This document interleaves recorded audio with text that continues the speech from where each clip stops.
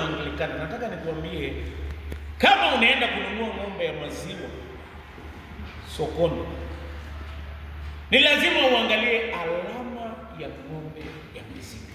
Hata Mwanglikana ana alama yake. Kitu cha kwanza nitasema kwa Kiingereza na baadaye kuelezea kwa Kiswahili. An Anglican is biblical. Kitabu cha kwanza cha Mwanglikana ni Biblia. Na je, mnajua kwa kila ibada yetu lazima tusome maandiko matatu. Ya kwanza inatoka kwa Zaburi, ya pili inatoka kwa somo la kwanza ambaye inapatikana kwa Agano la Kale, alafu baadaye tuna somo la pili ambaye inapatikana kwa Agano Jipya. Kwa hivyo kila Mwanglikana, kitu cha kwanza alama yake ni mtu wa kitabu kinaitwa Biblia. An Anglican is biblical. Mafunzo yetu na maadili yetu na hata mwongozo wa kanisa inatoka kwa Biblia. Biblia ni neno la kweli. Kwa hivyo ukitaka kutofautisha Mwanglikana na watu wengine ni kwamba sisi tunaongozwa na Biblia. Kuna wale ambao wanaongozwa na maono ya nabii, kuna wale ambao wanaongozwa na maneno mengine, lakini sisi Waanglikana tunajulikana, we are biblical, tunaongozwa na Biblia. Kitu cha pili, Mwanglikana alama yake is liturgical. Anaongozwa na misimu ambayo inaitwanga seasons, na hata masomo yetu yanaenda sambamba na msimu. Msimu wa kwanza wa Kianglikana ni msimu ambao unaitwanga kuja, Advent, ambaye ni Disemba tarehe 1. Tunaadhimisha kukuja kwa Yesu, tunakumbuka kukuja kwa Yesu mara ya kwanza, na pia tunatarajia kuja kwa Yesu mara ya pili. Kuna wimbo walikuwa wakiimba, nyone cheso bandabaye nyone ho mutekebega.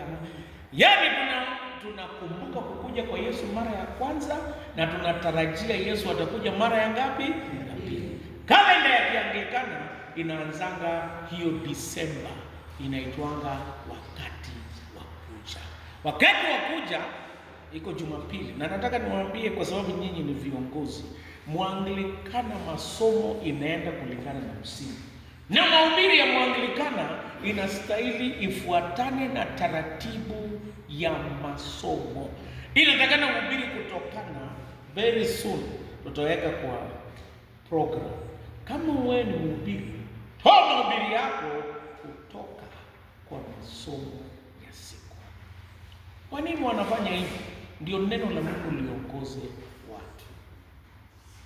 Wakati mwingine watu wanahubiri amekosana na jirani, anaenda tafuta kifungu ambacho kinaelekea watu ambao wamekosana. Hata wakati mwingine ni rahisi, mchungaji amekosana na mke wake na anatafuta mahubiri ya enyi wake watiini waume zenu. Wakati mwingine utakuwa ukiongelesha huyo mtu mmoja na watu wengine hawatapata baraka. Ndipo sisi mahubiri yetu kama Waanglikana yanatoka kwa taratibu ya masomo. Kuko na wale ambao wanahubiringi topical sermon, ana combine zote tatu, na kuko na wale wanahubiringi expository, anahubiri na anaelekeza kwa kitabu kimoja. Tafadhali usihubiri kutoka kwa Biblia yote ukipata nafasi. Hubiri kwa kiasi ukiongozwa na msimu. Baada ya kuja, na iko wimbo wa kuja, hata ukiwa kiongozi wa ibada ni vizuri utafute kitabu ambacho kinaitwa Nyimbo Standard. Nyimbo Standard iko na wimbo kwa msimu. Wakati wa kuja tunaimbanga wimbo, itakuwaje akija, itakuwaje akija, akija mfalume. Wakati wa kuja tunaposonga mbele tunaingia Christmas. Si mnakumbuka wakati wa Christmas tunaimbanga, njoni na furaha enyi wa imani Pia Krismasi tunaimba wachunga walipolinda kuchanyamaza. Sisi msimu Krismasi. Baada ya Krismasi tuna siku ambayo inaitwa udhihirisho, siku ambayo Yesu alidhihirishwa kwa mataifa. Mnakumbuka mamajusi wawili walitoka wapi? Mashariki. Unaona, msimu wetu unafuata kalenda, inafuata mambo mawili. Kwanza maisha ya Yesu Kristo, na pili inafuata kalenda, siku za kawaida. Tunaangalia maisha ya binadamu na tukiwatia moyo. Wakati wa udhihirisho ni siku ambayo mamajusi walikuja na wakamletea Yesu zawadi, dhahabu, uvumba na manemane. Nao inamaanisha udhihirisho ni siku ambayo Yesu alifunuliwa kwa mataifa, na inakuanga tarehe 6 Januari. Lakini ukienda Ethiopia na Eastern Church, siku hiyo ndio Christmas yao. Baada ya udhihirisho tunaenda siku Jumapili kadhaa. Baada ya udhihirisho tunaenda Jumatano ya Majivu. Jumatano ya Majivu ndio siku ambayo tunaweka watu majivu, tukiwakuambia, na tulifanya hapa, kumbuka kwenye mavumbi ulitoka na kwenye mavumbi utarudi. Hiyo ndio wakati wa sisi kuanza mfungo wetu wa siku 40. Mwaka huu tulipeana bahasha ya Pasaka. Ni kwa nini? Wakati wa kufunga inatakikana ni tofauti na hunger strike.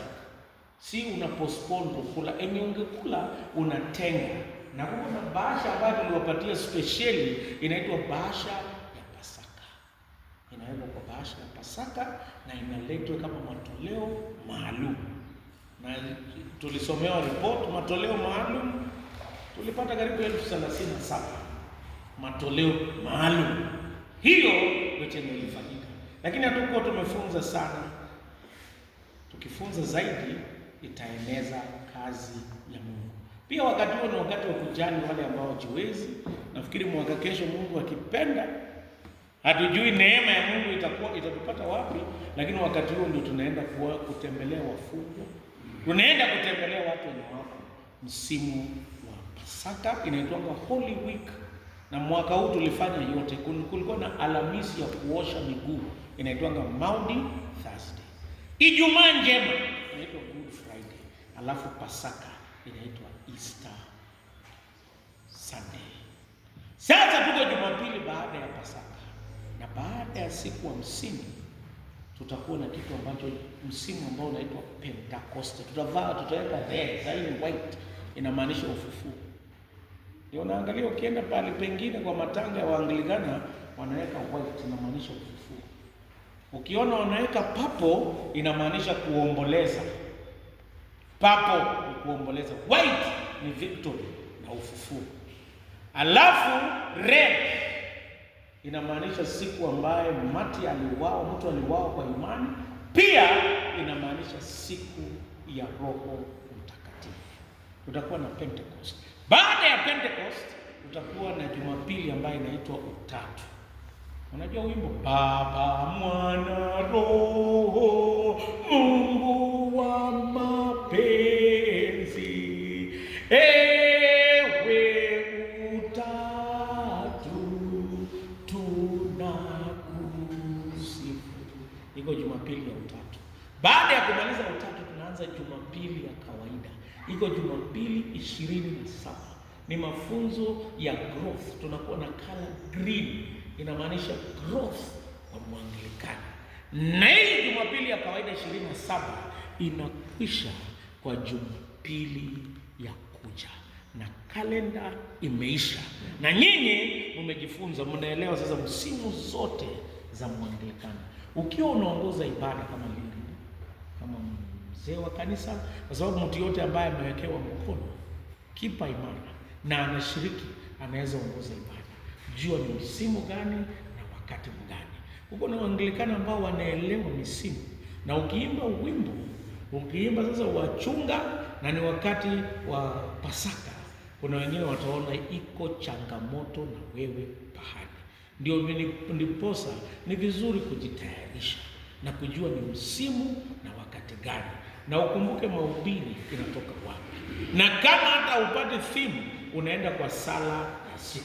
Sala ya siku itakuelekeza ujue hayo mahubiri na masomo yanaenda wapi.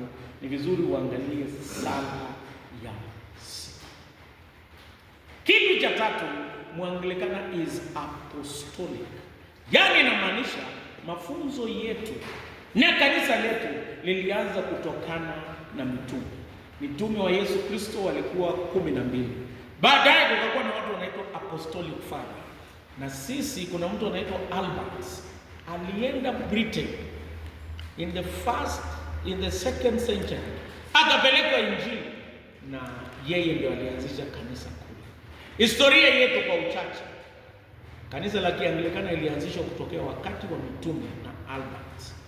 Baadaye during the middle period kulikuwa na kanisa lakini ilikuwa imedhoofika. Wakatuma mtu ambaye anaitwa Anselm of Canterbury. Wakamwambia Archbishop huyo, enda. Wakamwambia wewe Augustine of Canterbury, enda sisimua kanisa. Na kitu cha tatu ndio inatupata hapa penye tuko sisi Waanglikana. Pia kanisa letu lilianzishwa 16th century kule Britain. Kanisa la Britain ilikuwa under Pope. Ukakuwa na mtu ambaye anaitwa Henry the Sixth. Yeye alitaka heir ambaye ni mwanaume, alitaka mwanaume atawale, lakini bibi yake ambaye alikuwa anaitwa Catherine alikuwa anapata watoto wasichana. Kwa hivyo akataka kutoka Catherine. Unajua Mungu anatumianga saa zingine changamoto to bring something that is good. Hiyo ilikuwa personal reason why the Anglican Church ilianza. Number 2, there is the political reason. Watu wa England walitaka kutoka kuwa chini ya Rome, wakaanzisha kanisa ambayo iko independent. Number 3, the Anglican Church ilianzishwa for reformed reason. Kulikuwa na mtu anaitwa Thomas Cranmer. Yeye alitaka kanisa ibadilike. Unajua Catholic na sisi ni tofauti sana. Hao wako na sacrament saba, sisi tuko na mbili, ubatizo na meza ya Bwana, na hiyo ndio iliamuriwa na Kristo. Na hao wengine wako na ngapi? 7. Alafu kulikuwa na mtu anaitwa Martin Luther. Wakatholiki walikuwa wanaamini huko na pahali patatu, huko na mbinguni, huko na jehanamu, na huko na pahali pengine panaitwa purgatory. Sijui kama mmewahi sikia purgatory. Mmewahi sikia neno hilo?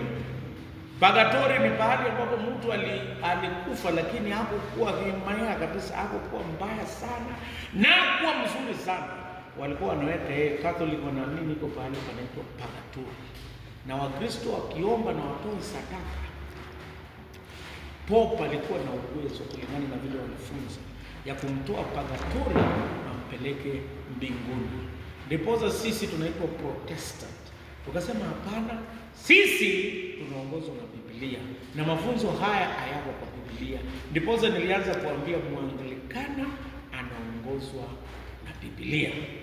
Ndiposa Waanglikana wakapinga maneno haya, wakasema hapana, sisi tunajitenga, sisi tunaongozwa na Biblia.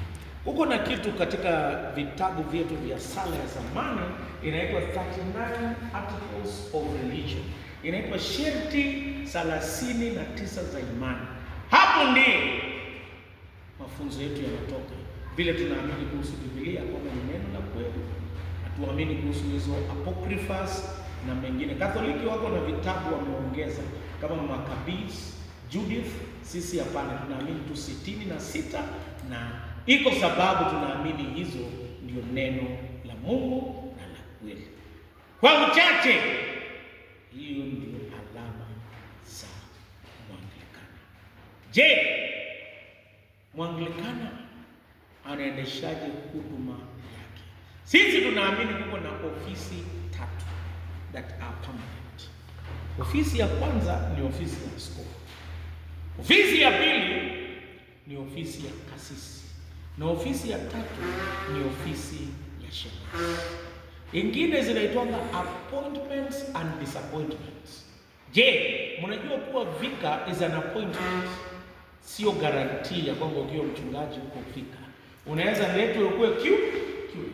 Vika general is an appointment. Hata mimi nimewahi kuwa vika general na leo mimi sio. Inaitwa appointments and disappointments. Ni kitu ambacho utakani kuweka kwa roho, ni ya muda. Mtu anaweza kuwa archdeacon na mamlaka itolewe. Kitu ambacho ni permanent ni tatu tu peke yake, kuwa bishop, priest na deacon. Lakini mengine ni ya muda, askofu akiona, na unahudumu kwa muda ambaye itapendeza kanisa. Kanisa wakitaka wewe usikuwe archdeacon tena, chenye unafanya, askofu akikuuliza uresign, unatoa hiyo story yako ya archdeacon, unaandika barua ya kumshukuru na unaweka kwa bahasha, una handover. Kukuwa Diocesan Administrative Secretary nimewahi kuwa, mimi sio tena. Kwa hivyo inatakana ujue ya kwamba hizo ni permanent, ambazo zikuwa askofu, kuwa kasisi na kuwa shemasi. Basi wapendwa, nataka kuambia sasa tukuje kwa sisi ambayo tumeitwa kwa huduma ya ulei. Sisi tumeitwa kuhudumu. Sisi sote ni wahudumu. Nataka nisome maandiko matakatifu. Sijui nani yako na Biblia hapo, saidie. Nataka nisome kitabu cha Matendo ya Mitume 13, alafu nitaelezea nyadhifa hizi ambazo tuko nazo kwa kanisa na tuweze kuchambua. Na nataka kusema usipofanya sehemu yako, wakati mwingine hakuna mtu atakuwa. Nobody will remind you. Na kitu kingine, usipofanya sehemu yako, hakuna mwingine atafanya. Na kitu cha tatu, usipofanya sehemu yako, hata wewe utajua sijafanya. Kwa hivyo ni vizuri kila mtu asikie majukumu na matarajio kwa nafasi ambaye alipewa, ili tukihudumu tujue tunaenda wapi. Sababu ya induction ni sisi kuelewa ni sababu gani tumeitwa wa kanisa na majukumu gani tuko nayo. Katika kitabu cha Matendo ya Mitume 13:1 mpaka 3 ndio tutasoma peke yake. Huko Antiokia, katika kanisa lililokuwako, palikuwa na manabii na walimu. Nao ni Barnabas na Simeoni aliyeitwa Nigeri, na Lukio Mkirene, na Manaeni aliyekuwa ndugu wa kunyonya wa mfalme Herode na Sauli. Basi hao walipokuwa wakifanyia Bwana ibada na kufunga, Roho Mtakatifu akasema, nitengeeni Barnabas na Sauli kwa kazi ile niliyoitia. Ndipo wakisha kufunga na kuomba, wakaweka mikono juu yao na wakawaacha waende zao. Mungu alibariki neno lake. Hapa tunajifunza sifa ya watumishi wa Mungu. Kitu cha kwanza, Mungu aliita watumishi kutoka sehemu mbalimbali na kwa hali mbalimbali. Kati ya wale walioitwa kulikuwa na mtu ambaye alikuwa msomi sana, anaitwa Paulo. Paulo was very learned. Alifunzwa na Gamaliel na alijua Kiyunani na filosofia. Alikuwa very learned. Pia hapo kulikuwa na watu wajasoma. Jambo la pili, kulikuwa na watu wa tabaka mbalimbali. Kulikuwa na ule alikuwa ndugu wa kunyonya wa Herode, yaani alikuwa mtu wa high class, alikuwa mtu ndugu wa Herode, alikuwa mtu wa economically, alikuwa well endowed. Na kulikuwa pia na watu wa chini. Pia tukisoma hapa kulikuwa na watu wa ngozi tofauti. Kulikuwa na mtu anaitwa Simeoni Nigeri, yeye alikuwa mtu mweusi, na kulikuwa na mtu mweupe. Inamaanisha sisi ambao tumekuja kuhudumu watu tofauti tofauti, hali tofauti, lakini kitu kimoja, sisi sote tumeitwa kuhudumu. Na nataka nikwambia kuna huduma kubwa kushinda nyingine. Ukiwa padri na ukuwe people's warden, ama church warden, ama vaja, yote ni sawa. Walikuwa wakisema siku moja, ni hadithi, sijui kama ni kweli, hatuko mbinguni kulikuwa na nyumba kubwa kabisa. Watu wakajiuliza, na hii nyumba ni ya nani? Hii nyumba kubwa ni ya nani? Mwingine akasema hapana, hii nyumba kubwa ni ya mchungaji. Wakasema hapana, si kubwa hiyo, wachungaji wengi wako hapa. Mpaka leo haijulikani, kwa sababu kila mtu ameitwa, na kila nyadhifa kwa kanisa ni ya muhimu. Hakuna ile muhimu kushinda nyingine, yote ni ya muhimu. Na mimi nimekaa na nyinyi, najua kila mtu ako na kipawa tofauti tofauti. Kila mtu ni wa maana. Kitu ambacho kiko ni sisi kutambua vipawa vyetu na kutumia vipawa vyetu. Jambo la pili, hii kanisa, ingawa watu walikuwa tofauti, hawakuwa na bishana. Kulikuwa na mitume, kulikuwa na walimu, kulikuwa na manabii, lakini hawakubishana. Kila mtu alifanya sehemu yake. Ndiposa tunakuitisha induction, ili kila mtu afanye sehemu yake. Na ukifanya sehemu yako, Mungu wa amani atakubariki. Huko na kanisa moja ambaye ilifungwa baada ya huyo mtumishi kustaafu, kuhama kwenda pande. Yeye alifanya kila kitu.